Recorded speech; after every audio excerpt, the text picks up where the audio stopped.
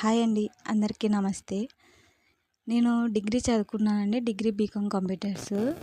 అయితే ఏదో జాబ్ చేయాలా, చిన్న జాబో పెద్దదో కానీ చేయాలా, ఇంట్లో ఉపయోగపడాలా నాన్నకి అనుకున్నాను. కానీ మనం అనుకునేది జరుగుతదా? కానీ మిషన్ మాత్రం మా అమ్మ బలవంతంగా నేర్పించిందండి. నేను డిగ్రీ చదివేటప్పుడే మిషన్ నేర్చుకున్నాను. డిగ్రీ అయిపోయే లోపల మిషన్ కూడా నేర్చేసుకున్నాను.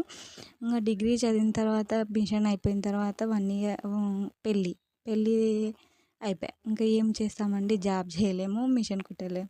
ఎక్కువ కూడా నేను మిషన్ నేర్చుకున్నాక మా పుట్టింట్లో ఎక్కువ కుట్టలేదండి.